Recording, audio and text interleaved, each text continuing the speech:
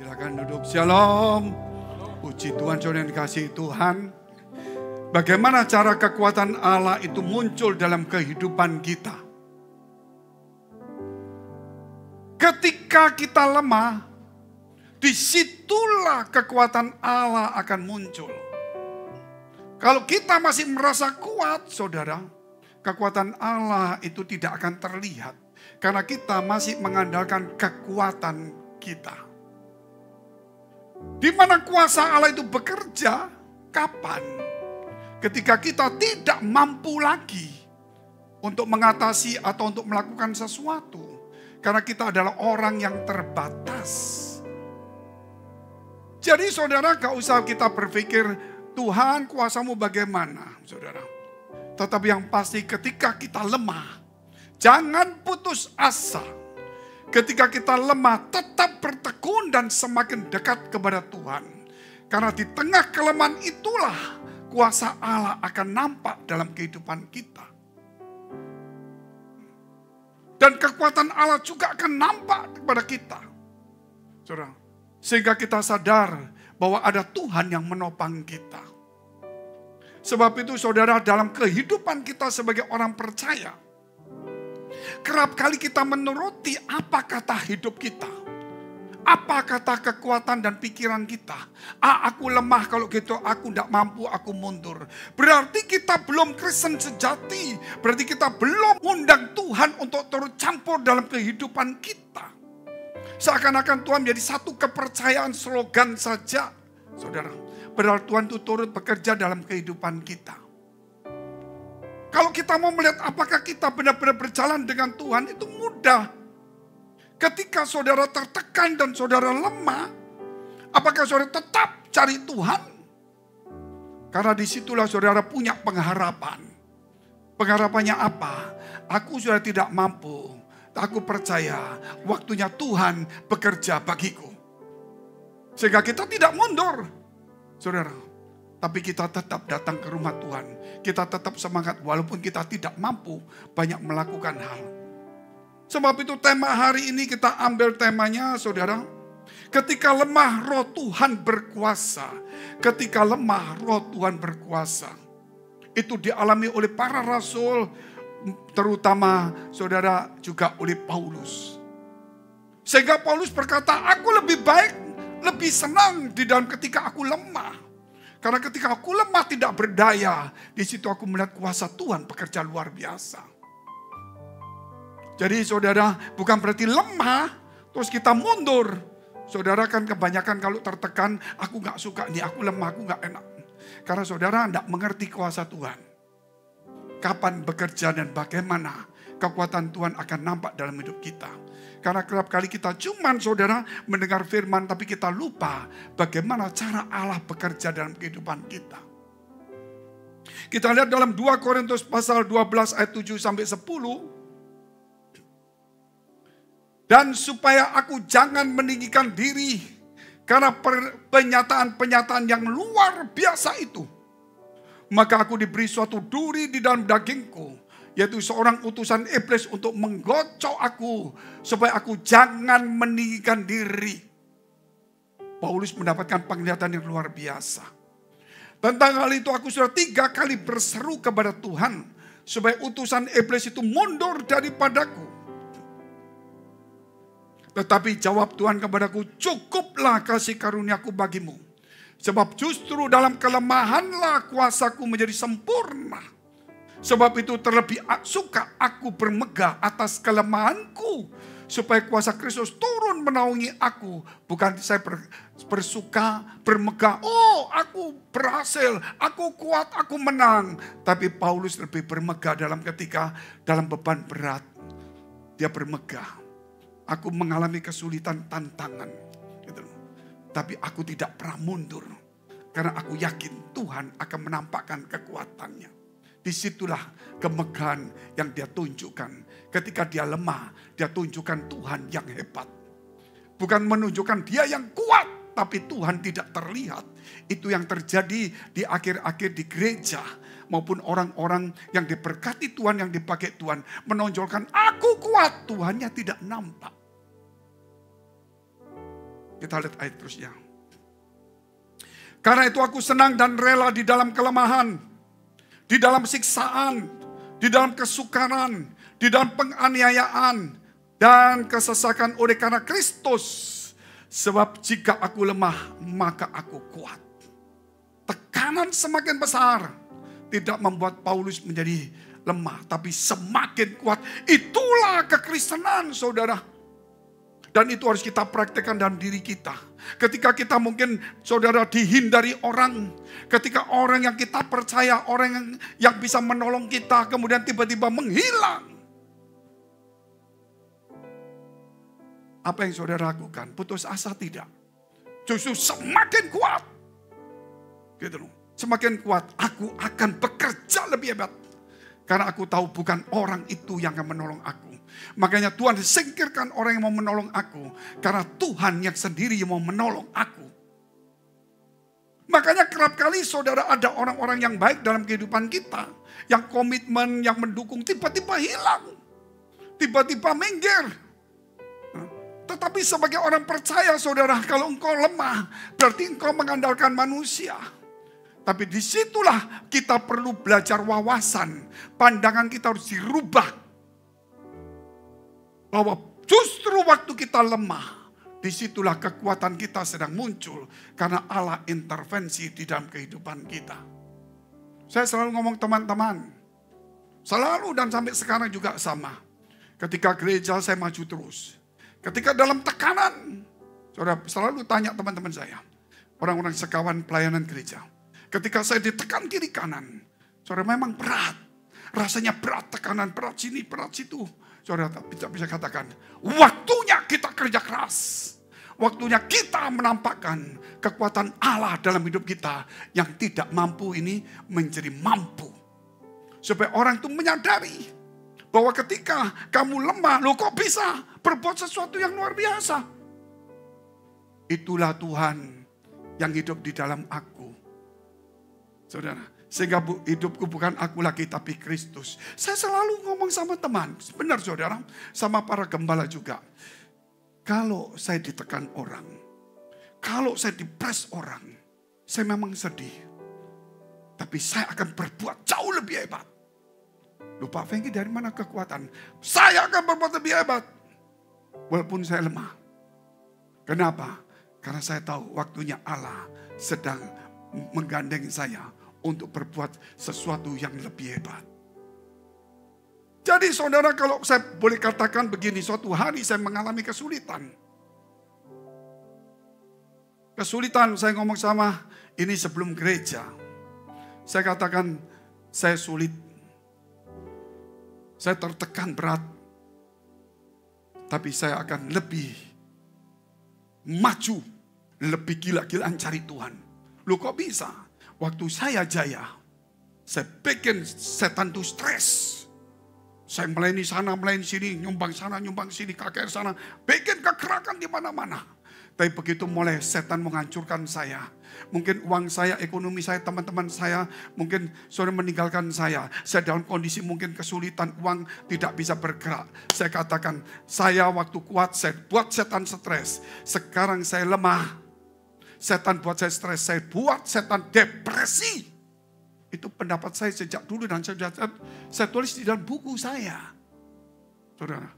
Makanya saudara, saya selalu kalau dalam tekanan selalu muncul kekuatan baru. Bukan berarti saya ingin ditekan.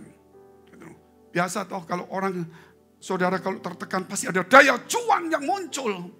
Itu orang yang sebenarnya seperti itu. Tapi kalau orang yang tertekan terus mundur, berarti dia saudara bukan orang pejuang. Dia memang orang yang selalu mengandalkan orang dan bergantung kepada orang. Percayalah hari ini, saudara, dalam diri kita ada kekuatan Tuhan yang sedang bekerja. Sebab itu kita lihat poin yang pertama, apa yang dikatakan selain tema tadi. Yaitu Tuhan izinkan segala sesuatu demi kebaikan kita. Atau demi karakter kita terbangun. Sebab itu apa yang dialami oleh Paulus. Aku mendapatkan penyataan-penyataan yang hebat. Yaitu aku dibawa Tuhan sampai ke langit ketiga. Aku mendapatkan banyak hal dari Tuhan. Tetapi dia tidak katakan aku saja. Ada seorang. Tapi itu yang mengatakan dialah itu. Sehingga dia katakan, aku mendapat penyataan banyak. Tapi aku tidak mau bermegah diri, menyombongkan diri. Sehingga Tuhan izinkan ada duri dalam hidupku. Sapu tanganku aku pakai, kirim ke orang-orang. Setan pun keluar ketika kena sapu tangan itu. Ketika ada orang sakit, aku kirim sapu tangannya. Maka orang itu sembuh hanya kalau sapu tangan. Tapi aku sendiri sakit. Aku sendiri sakit. Setan tidak keluar. Dan aku tetap sakit. Itu menunjukkan, saudara, bahwa kesembuhan mujizat itu bukan dari kita. Dari Tuhan. Tidak seorang pun yang boleh meninggikan dirinya. Oh, aku dipakai Tuhan, hebat. Saudara, kita ini hanya cuma sarana saja. Kalau Tuhan mau bisa. Kalau mau enggak bisa. Dan kita juga manusia biasa yang akan mengalami tekanan. Tapi dalam ketekanan, jangan pernah putus asa. Selalu ada jalan keluar. Dan selalu ada kemenangan di baliknya. Itulah rahasia kekristenan. Sehingga Tuhan izinkan segala sesuatu demi kebaikan kita. Sebab itu hari ini kita belajar. Jangan cuma pakai akal budi kita. Karena akal budi kita terbatas. Banyak orang memakai firman Tuhan dengan akal budinya. Enggak salah memang akal budi. Tapi akal budi tidak bisa menjangkau hal-hal yang ajaib di dalam diri Tuhan. Makanya banyak orang yang mengerti firman Allah. Saudara lihat sekarang mulai belok kiri kanan. Sampai kita bilang gak masuk akal ini. Ini orang pintar ngerti firman. Tapi kok bisa sampai salah jalan? Kenapa dia sampai tidak tahu kebenaran? Mengapa dia melawan kebenaran? Gak masuk di akal kita, tapi kenyataannya. Karena akal budi tidak boleh di atas iman kita. Iman harus mengatasi akal budi kita. Karena firman Allah ini dijadikan, saudara, itu kita harus percaya dengan iman. Apakah saudara pernah melihat Adam itu makan buah? Tidak. Kenapa engkau percaya? Karena engkau punya iman dan membaca firman Allah itu. Akal budimu tidak mungkin bisa. Apakah saudara percaya saudara ada surga? Percaya. Bagaimana engkau bisa percaya? Bisa buktikan enggak? Enggak bisa. Mengapa engkau percaya? Karena engkau punya iman. Imanmu sudah sampai di surga. Walaupun engkau belum sampai di surga. Imanmu sudah melihat surga itu. Cuma akal budimu belum sampai. Sebab itu kalau akal budi melebihi daripada iman kita. Kita menjadi Christian Scientist. Kita menjadi orang, saudara, yang bisa berbelok kiri kanan. Tetapi tidak bisa tegak lurus di hadapan Allah. Saudara. Makanya banyak orang kehilangan pegangan hidupnya. Karena dia mengandalkan kepandaian saudara. Tapi dia lupa mengandalkan imannya. Kepandaian akal budi tidak salah, justru Tuhan ingin. Ketika iman itu bekerja, saudara.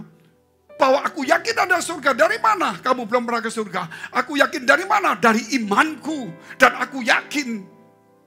Buktinya bagaimana? Buktinya akal budi. Kita mau membaca firman Allah. Saudara. Dan dia ceritakan semuanya. Tetapi kalau akal budi yang sampai di surga. Gak mungkin dia bisa cerita semuanya. Karena akal budi itu, saudara, hanya ada saat kita ada di tempat ini. Dan apa yang sudah terjadi. Yang belum terjadi kita tidak tahu apa-apa. Dan yang belum kita lewati kita juga tidak tahu. Apakah besok kita sembuh? Apakah besok kita sakit? Kita tidak pernah tahu. Tapi dengan iman, saudara, kita yakin kita harus waspada dan berjaga-jaga. Karena iblis itu seperti singa yang mengaum-ngaum. Siap untuk menelan orang yang imannya lemah. Sebab itu dikatakan, lawanlah dengan imanmu yang teguh. Kata lawanlah, kenapa harus lawan? Saudara, karena iblis itu seperti singa. Singa itu punya sifat. Kalau berhadapan dengan sesuatu, binatang atau apa. Kalau binatang itu menghadap kepada dia dan terus bertahan gini, singa itu maju mundur. Tetapi kalau kita lari, dia akan terkam kita. Karena kita dianggap adalah makanan. Makanya singa itu selalu menyerang ketika mangsanya itu lari. Sebab itu Tuhan katakan, saudara, bahwa lawanlah dengan iman yang teguh. Karena Tuhan tunjukkan, saudara, bahwa setan itu seperti singa. Kita tidak boleh lari. Kita harus lawan dengan kuasa Tuhan. Dengan iman yang kuat. Jadi di sini saudara, hal-hal yang perlu kita renungkan hari ini. Kalau iman kita tidak teguh, iman kita tidak kuat, maka kita menjadi Kristen, saudara, Kristen yang biasa saja. Yang hanya pakai akal budi dan kekuatan dia. Yang hanya terbatas dengan apa yang dia mampu. Tapi dia tidak pernah melakukan sesuatu yang luar biasa. Kenapa? Karena dia tidak tahu kalau Allah bekerja dalam kehidupan dia. Suatu hari saudara, ketika saya mendapatkan satu penglihatan. Saya melihat ada satu gedung yang besar yang megah. Mewah, sangat megah sekali. Dan kemudian saya melihat ada sebuah pintu yang lebar sekali. Dan di pintu itu bagus sekali. Dan di depan pintu itu ada orang yang berjaga hilir mudik di sepanjang pintu itu.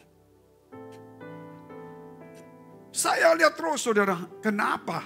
Kok sampai bukan jaga dipanggil, dia hilir mudik. Saudara, hanya cuma tidak sampai 2 meter dia putar balik. Tapi saya lihat ada apa, saya tidak tahu. Namun kemudian di samping saya ada Tuhan Yesus. Ada Tuhan Yesus. Kemudian Tuhan berkata, ayo ikut masuk. Saya jadi terkaget saudara. Ya saya ikut aja. Waktu saya ikut masuk. Yang jaga ini saudara, pintu buka pun dia tidak bisa lihat. Saya masuk pun tidak bisa dilihat. Dia cuma jalan begini aja, kita masuk, pintu buka, dia cuma jalan tidak tahu. Ketika saya masuk di ruangan yang besar, yang satu ruangan yang megah, dengan meja yang mewah sekali, tempat kantor yang super mewah, super hebat, super megah. Dan di balik daripada meja yang mahal itu saudara, itu ada sesosok orang, tetapi tidak menghadap ke meja, dia membelakangi meja, menghadap taman, karena itu ada kaca, ada taman. Dia menghadap situ. Kemudian Tuhan tuntun saya, dan kemudian Tuhan tunjukkan saya apa kertas-kertas di meja itu. Ada yang kertas yang sudah dibuang, ada yang coret-coret, ada yang ditulis semuanya. Tuhan tunjukkan, baca itu. Ini tidak tahu kalau ada Tuhan. Luar biasa enggak? Ketika saya baca nama gereja, nama orang, nama ini, nama itu, kok banyak sekali. Terus Tuhan katakan, ayo keluar. Sambil keluar dia berkata, yang kamu hadapi itu setan tingkat tinggi yang membuat pikiran manusia, saudara, yaitu prinsip manusia berbeda. Supaya ada pertentangan dan berkelahi setiap orang. Sehingga saling membenci dan saling membunuh. Dia kasih pandangan suami seperti ini. Dia kasih pandangan istri seperti ini. Supaya dua ini benturan. Setan itu tidak datang dengan gigi taring yang menakutkan. Bukan dengan pintu yang goyang-goyang saudara. Kalau saudara ketemu pintu yang goyang mungkin saudara berkata, aduh waktuku mungkin gitu. Tetapi waktu pintu goyang-goyang saudara, setan pasti saudara berdoa walaupun saudara lemas. Kalau saudara lihat setan ada taring walaupun saudara pingsan pasti saudara akan berdoa juga. Tetapi ketika setan menaruh pikiran kita, saudara tidak bisa berdoa, saudara tidak tahu. Tapi pikiranmu sudah berubah. Bertentangan satu dengan yang lain. Dan disitulah timbullah persengketaan antar kita, antar pendeta, antar gereja, antar suami istri dan antar teman. Dari mana datangnya sengketa itu? Karena prinsip kita berbeda. Siapa yang menaruh prinsip berbeda? Iblis. Karena Tuhan berkata supaya kita satu hati, satu pikiran, satu roh. Tuhan ajarkan kepada kita supaya kita berdamai dan menjadi pendamai. Kenapa kita tidak menjadi pendamai dan berdamai? Mengapa kita menjadi pengadu domba? Berarti bukan ajaran Tuhan. Kenapa kau seperti itu? Engkau tidak berjaga-jaga Bapak Ibu. Engkau tidak tahu bahwa setan sudah masuk. Tanpa ada pintu yang goyang sendiri. Tanpa lampu mati hidup. Tanpa air keran itu keluar mati sendiri. Tanpa dia mengeluarkan taring. Ya tidak menakutkan. Tetapi mencelakakan hidup kita. Jadi jangan takut dengan perubahan fisik yang kita lihat karena setan gentayangan. Walaupun kita takut, kita masih bisa mengatasi. Minimal kita doa dan mengusirnya. Tapi dengan setan yang tidak bekerja dengan kekuatan fisik, namun dia menempelkan pikiran-pikiran. Makanya saudara lihat banyak pendeta sekarang sudah mulai berpikir-pikir yang gak karuan. Kenapa? Dia otak-atik nama Yesus, dia otak-atik Tuhan. Seakan-akan dia punya wewenang untuk menentukan siapa Tuhannya. Bukan Tuhan yang menentukan dirinya Tuhan, saudara. Bayangkan sampai seperti ini. Dan ini bukan orang kelas biasa. Ini orang pelayanan yang tingkat tinggi. Orang yang sudah mengerti firman Allah. Loh kenapa? Karena dia tidak melihat setan yang membuka pintu sendiri. Dia tidak pernah melihat setan yang pakai taring yang bisa lawan. Dia tidak sadar kalau setan itu masuk dalam pikirannya dia. Siapa yang membuat kita menjadi benci satu dengan yang lainnya? Mengapa kita iri satu dengan yang lainnya? Saudara, mengapa? Kita tidak suka dengan yang lainnya. Saudara nggak akan pernah berdoa. Cuma saudara tetap nggak suka, tetap iri, tetap macam-macam. Padahal itu setan menaruh pikiran itu pada kita. Seharusnya kalau kita iri, kita sakit hati, kita marah, kita benci. Mari kita berlutut, kita berdoa. Bahwa itu setan sudah ada tanpa mengganggu kita melalui apa yang kita lihat menakutkan. Tetapi dia masuk untuk mencelakakan kita, bukan menakut-nakuti. Setan yang bodoh itu hanya bisa menakut-nakuti. Sehingga kita terbirit-birit, gemetar-gemetar, saudara. Tapi setan yang pandai tidak pernah menakut-nakuti. Tapi dia masuk di dalam pikiran kita. Membuat kita hancur di dalam kehidupan kita. Gereja pun hancur. Rumah tangga pun hancur. Makanya saudara lihat ini. Kekristenan, kawin cerai. Sudah menjadi satu tren biasa. Karena pikiran kita sudah mulai disusupi. Kita tidak bisa melewat zaman, melawan zaman. Dan itu bisa terjadi di mana-mana. Sudah menjadi satu kebiasaan. Tapi saya tidak pernah membenarkan. Tapi saya tidak pernah menolak. Kenapa saudara? Karena itu sudah menjadi tren yang bisa kita lakukan. Adalah menyadarkan supaya kita kembali kepada firman Allah.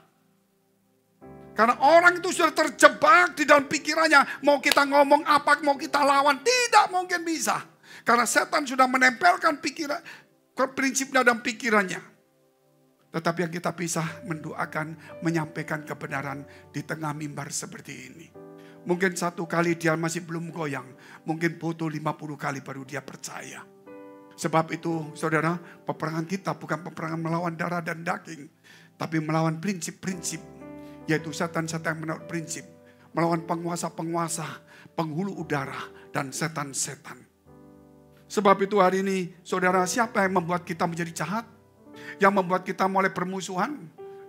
Siapa yang membuat kita menjadi iri dan kita ingin menyalakai orang lain? Oh, itu karena dia kurang ajar. Karena menurut saya. Segala sesuatu yang tidak mendatangkan kebaikan, tidak mendatangkan damai dan kesatuan, datangnya dari dunia. Dan kita harus waspadai. Antara lalang dan gandum akan tumbuh bersama. Tidak mungkin lalang akan dicabut dulu. Kalau lalang dicabut, gandum juga akan mati. Sebab itu Tuhan berkata, biarkanlah itu tumbuh bersama. Nanti pada musim akhirnya, kita akan cabut dua-dua. Yang gandum kita taruh berkas di gudang. Yang lalang kita bakar. Itulah waktu penghakiman. Jadi sampai hari ini, lalang tumbuh bersama dengan gandum. Di gereja juga ada hal yang sama. Sebab itu apakah saudara gandum atau lalang? Kita tidak bisa mengatakan saudara lalang atau gandum. Yang ada hari ini. Jikalau pikiranmu baik, suci. Selalu kamu melawan kalau ingin berbuat jahat. Dan kau sadar kalau ingin mencelakakan orang. Itu bukan dari dirimu dan dari setan. Berarti engkau adalah gandum. Tapi kalau kita ingin mencelakakan orang dan kita anggap itu wajar dan biasa, itu kita masih lalang. Mudah sekali untuk hal itu. Kita lihat hal yang kedua, saudara. Mendidik diri agar karakter Kristus itu ada. Kenapa kelemahan-kelemahan itu muncul? Kenapa persoalan-persoalan itu datang dalam bertubi-tubi dalam hidup kita? Mengapa ada rintangan-rintangan itu muncul, saudara? Kenapa ada sesuatu gesekan-gesekan itu muncul? Saya katakan kepada banyak orang di gereja itu banyak gesekan, Bapak Ibu. Loh kenapa Pak? Kok sama-sama Tuhan, pelayan Tuhan, sama-sama mengerti. Gesekan itu selalu ada. Kenapa? Toh dia sudah rohani. Kalau dia Roni ini kenapa dia lakukan demikian? Saya juga ngomong sama dia. Kalau dia lakukan demikian salah. Mengapa kamu menyikapi juga salah? Itu di gereja tidak bisa dihindari gesekan. Untuk mendewasakan kita. Untuk mengajar kita bahwa kita masih hidup dalam kedagingan. Masih ego, akunya masih kuat. Supaya kita belajar untuk merendahkan diri kita di hadapan Allah. Saudara. Ada banyak orang-orang yang dipakai Tuhan.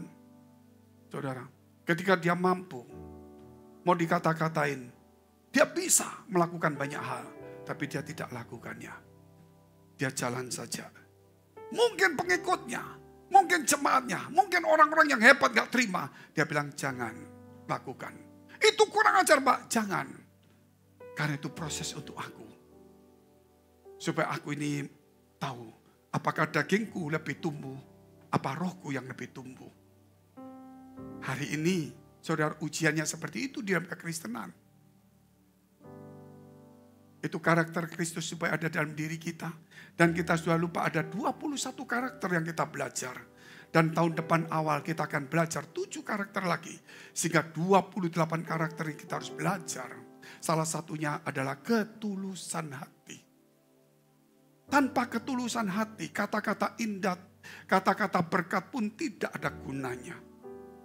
Saudara, Bileam itu didatangi oleh Balak, raja dari Moab. Dia dikasih uang, Bileam, uang, kutuki Israel. Ini nabi. Apa yang Tuhan bicara, itu yang aku katakan. Bagus enggak? Bagus. Duitnya diterima. Dia mau mengutuki apa Tuhan? Mau kutuki enggak? Jangan berkati. Dia berkati. Nggak mau Balak itu. Saya suruh kamu mengutuki kok berkati. Tuhan yang suruh. Ya saya kasih uang lagi kamu kutukin. Dia jalan lagi. Tuhan ngomong jangan berkati. Dia berkati. Marah lagi. Kasih uang lagi. Sudah berangkat. Dia ngomongnya sama. Memberkati. Kata-kata indah. Kata-kata berkat. Kata-kata iman. Tapi tidak ada ketulusan hati. Saudara, kita banyak kata-kata iman, kata-kata berkat. Saudara, kata-kata indah. Seakan-akan kita bisa diberkati. Hanya orang yang tulus hati itu yang diberkati Tuhan. Bukan hanya kata-kata indah, kata-kata berkat. Belajar dari Bileam itu karena tidak ada ketulusan. Walaupun dia menyampaikan nubuatan dari Tuhan. Saudara, tapi Tuhan benci kepada dia. Kenapa saudara? Bukan kata-katanya benar salah. Hati yang tulus itulah yang akan menjadi berkat dalam kehidupan kita. Bukan pelayanan yang banyak yang kita bisa banggakan. Apakah dalam pelayanan itu ada ketulusan kita? Kalau ada ketulusan kita tidak akan marah satu dengan yang lainnya. Saudara, bukan uang persembahan yang banyak, saudara. Itu yang bagus. Tuhan ngomong bagus, tidak. Tapi ketulusan hati itu yang menentukannya. Sebab itu Ananias dan Safira yang sudah memberikan persembahan, dia berkata, aku akan menjual rumahku. Nanti kalau aku jual rumahku, persembahan sudah pasti kasih lah. Per bulan gak usah ngomong lah. Nanti kalau aku jual, aku kasih lebih banyak. Begitu dia jual, dia ngasih. Berapa yang kamu jual? Segini, betul. Mengapa kamu menipu Tuhan? Kalau kamu itu uangmu, kamu tidak memberi pun hakmu. Kamu memberi sesuka kamu. Kamu memberi jumlah banyak, tapi hatimu tidak pernah tulus. Dan di gereja banyak seperti itu sekarang. Makanya pendetanya senang, ayo saudara, berilah supaya kamu kaya. Wah, sampai aroji masuk semua. Diberkati atau tidak, saya tidak tahu. Ya pasti Tuhan akan tolong juga lah. Tetapi yang pasti, kalau hati kita tidak tulus, apapun yang kita perbuat di hadapan Tuhan, tidak berkenan. Itu membutuhkan ketulusan hati dalam hidup kita. Makanya karakter itu perlu dibentuk, supaya kita tidak tinggi hati. Supaya apa yang kita lakukan, itu lakukan dengan tulus. Kalau kita lakukan dengan tulus, saudara, walaupun kita disingkirkan, kita diam. Suatu hari saya pelayanan, boleh tanya teman-teman saya mendirikan banyak chapter 150 chapter lebih. Ketika kemudian saya diisukan, saudara, wah Frankie mau buka tandingan, mau bikin chapternya itu, dia mau bikin kelompok baru. Saya ngomong sama pemimpin. Karena saya pemimpin, hati-hati berkata Bapak. Setiap kata-kata Bapak itu bisa menjadi ilham dan nubuatan bagi saya. Jadi jangan berkata demikian. Terus saya ngomong sama teman-teman, Pak, dia sudah ngomong begini. Sudah kita bentuk yang baru saja, banyak yang ikut kita. Jangan. Apa yang sudah kita bangun, jangan kita rusak. Kita lakukan untuk Tuhan, bukan untuk orang itu. Biar kita serahkan kepada Dia. Dia yang jadi pemimpin. Kita keluar dengan baik-baik. Karena yang kita lakukan bukan milik saya. Sehingga apa yang saya lakukan tulus untuk Tuhan. Saudara, walaupun kita dilakukan yang berbeda. Itu memang saya hadapin. Oleh sebab itu, hari ini juga sama. Kita harus memeriksa hati kita. Sehingga ketika waktu lemah, banyak orang waktu lemah. Aku mundur dari gereja deh. Tokonya sepi, aku mundur dari gereja deh. Ada gesekan, aku mundur dari gereja deh. Ada rumah tangga berantem, aku mundur dari gereja deh. Pelayanan, aku mundur Pak Fengki. Jangan, aku mundur. Kalau boleh jangan. Tapi saya berdoa Tuhan, jaga hatinya. Supaya dia tetap melayanimu. Tapi Tuhan dia punya tahu. Apakah dia memang harus seperti ini atau tidak? Engkau yang lebih tahu. Aku tidak bisa memaksakan. Aku hanya cuma bisa mengingatkan. Supaya kita kembali di jalan Tuhan yang baik. Kenapa dia kecewa? Kenapa dia mundur? Karena hatinya tidak pernah tulus. Orang yang tulus tidak akan pernah kecewa. Saudara, apa yang dia pernah lakukan untuk Tuhan? Untuk sesamanya. Dia sudah lakukan untuk Tuhan. Kalau kita menolong orang dan orang itu tidak terima kasih, kita sedikit sakit. Mungkin ada yang benci, tapi enggak. Kalau saya sedikit, cukuplah enggak apa-apa. Marah, janganlah walaupun kita mau marah. Kenapa? Yang kita lakukan bukan untuk dia, tapi kita lakukan untuk Tuhan. Amin. Enggak mudah untuk mendidik begitu. Makanya yang ketiga, kuasa dan roh Tuhan menyertai. Kuasa dan roh Tuhan menyertai kita. Makanya dikatakan ketika aku lemah, kuasa Tuhan sempurna. Oleh sebab itu aku lebih suka dalam kelemahan. Bukan kelemahan pura-pura lemah, bukan. Kelemahan karena pekerjaan Tuhan, dia ditekan, dia diarahkan. Dia selalu rasanya gak ada waktu lagi. Waktunya habis, capek, lelah. Rasanya gak punya tenaga lagi. Gak bisa mikir lagi. Disitulah Allah bekerja dalam hidup kita. Saudara, oleh karena itu, kalau kita disuruh melayani atau sesuatu hal yang mungkin sulit, kita kehabisan pikiran, kehabisan tenaga, tetap lakukan. Pak, tapi tidak bisa Pak overload. Nah, overload itu kalau di pesawat kita bisa bayar bagasinya. Kalau overload di kita, saudara, Tuhan yang akan angkat overloadnya. Bahkan yang lain-lain pun dia akan angkat kita. Jangan pernah menolak. Tuhan tahu batas mana kita mampu. Ketika tidak mampu kita lakukan, dia akan mengangkat bagiannya. Saudara, sehingga dikatakan bebanku pun ringan dan enak. Yang perlu kita angkat. 1 Tesalonika pasal 1 ayat yang kelima.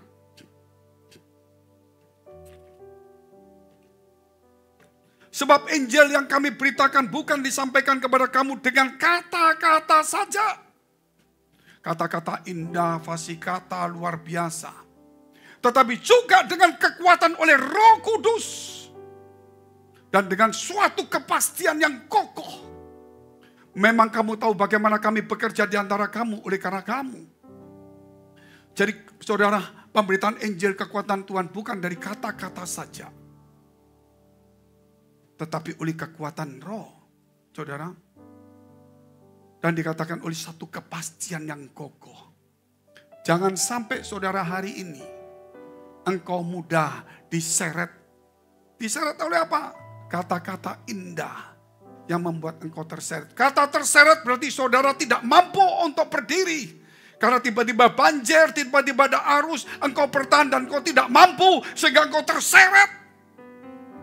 Engkau tidak mau tapi engkau tidak mampu mengatasi. Arus begitu besar, arus dunia, arus dosa dan sebagainya. Tetapi kepastian kokoh.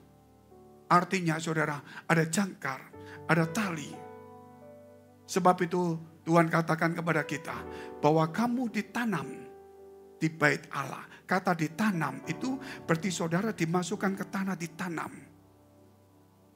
Iblis dunia akan menyeret engkau dengan kata-kata indah. Tapi Tuhan tidak pernah menyeret, tapi menanam engkau. Dan dia akan memelihara hidupmu dan hidupku. Sebab itu kepastian yang kokoh. Saudara, bahwa kekuatan oleh Roh Kudus. Kita hari ini, kita berjalan dengan kekuatan manusia. Tapi sebenarnya saudara, ada kekuatan yang lebih hebat yang ada di balik kita, yaitu Tuhan. Sebab itu kalau kita mengandalkan kefasih kata kita mengandalkan otak kita, kepandaian kita mengandalkan banyak cerita-cerita atau saudara kita bisa membuat suasana yang begitu bagus. Tapi kalau roh kita tidak hidup, itu hanya satu slogan, motivator, motivasi. Yang membuat orang semangat, tapi tidak ada daya juang dalam hidupnya. Orang punya sugesti maju, tetapi bukan iman bekerja. Dia maksakan diri karena kekuatan dorongan kemauannya sendiri. Bukan oleh dorongan kekuatan Tuhan. Bedakan itu dalam kehidupanmu. Ketika engkau lemah, engkau tidak kuat. Ngangkat terus orang datang. Wah, ibu, bapak, hebat ototmu bagus ya. Wah, kamu kelihatannya mampu. Saudara mau nggak mampu, malu. Mau nggak mau saudara, padahal sudah enggak, padahal enggak kuat. Ngangkat lagi, aduh Tuhan, angkat. Hancur badan kita. Karena saudara, hanya kekuatan Tuhan saja yang bisa. Motivasi tidak mampu. Mampukan kita jalan. Tapi Tuhan menghancurkan kita. Tapi kekuatan roh Tuhan, saudara, akan memampukan kita. Bukan hanya mengangkat beban, saudara, tapi berjalan dalam kuasa Tuhan. Seperti Simpson, dia manusia biasa. Manusia biasa.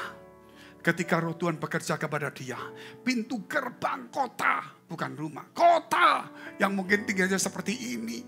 Ya, mungkin lebarnya 5 meter, terdiri dari kayu dan besi. Dia bisa dobrak. Dia bisa dua-dua diangkat, bukan turun, angkat naik ke bukit. Karena dikatakan waktu roh berkuasa atas dia. Maka apa saja yang rintangan dia bisa hadapi semuanya. Tetapi ketika roh tidak bekerja, dia tidak mampu apa-apa. Di dalam hidup kita ada 2 bagian. Bagian hidup kita yang tidak mampu, yang kita kerjakan sehari-hari. Tapi ada bagian kehidupan roh, yang kita tahu bahwa Allah akan memakai kita untuk melakukan perkara-perkara yang besar. Mari kita bangkit berdiri, kita mau berdoa.